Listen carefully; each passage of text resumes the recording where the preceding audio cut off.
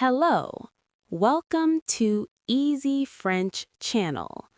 In this video, we are going to listen to a story that will help you improve your French. You will listen to this with subtitles and translation at the same time. Mon premier coup de cœur masculin à l'université.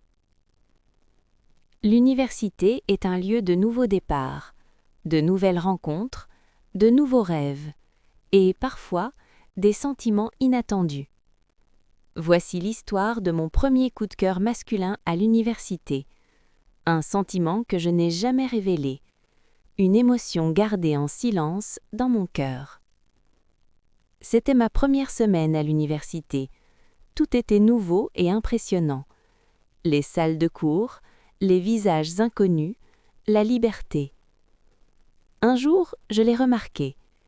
Il n'était pas bruyant, il ne cherchait pas à se faire remarquer. Il parlait calmement, il souriait avec douceur. Au début, je ne ressentais rien, mais peu à peu, j'ai commencé à attendre le moment où je le verrais. Nous suivions les mêmes cours. Parfois, nous étions assis l'un près de l'autre. Parfois, nous parlions des devoirs. Sa voix me semblait familière. Sa présence me rassurait. Je remarquais les petits détails, sa façon d'écouter, sa manière de rire doucement, le respect qu'il montrait aux autres. C'est à ce moment-là que j'ai compris. C'était mon premier vrai coup de cœur. Mais je ne lui ai jamais rien dit.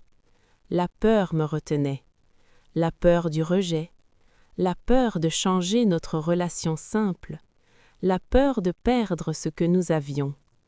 Alors, je souriais, j'écoutais, je gardais le silence. Chaque jour, je portais ce sentiment seul. La vie universitaire avançait vite. Les semestres se terminaient. Les emplois du temps changeaient. Nous parlions moins, puis presque plus du tout. Un jour, j'ai compris que le moment était passé. Il n'a jamais su. Et peut-être que c'était mieux ainsi. Ce coup de cœur silencieux m'a appris une chose importante. Toutes les histoires d'amour n'ont pas besoin de confession. Tous les sentiments n'ont pas besoin de réponse. Certains sentiments viennent pour nous apprendre à nous connaître, à comprendre le courage, le timing, la croissance intérieure. Et parfois, aimer en silence reste réel. Voici mon histoire. Une histoire simple, une histoire silencieuse.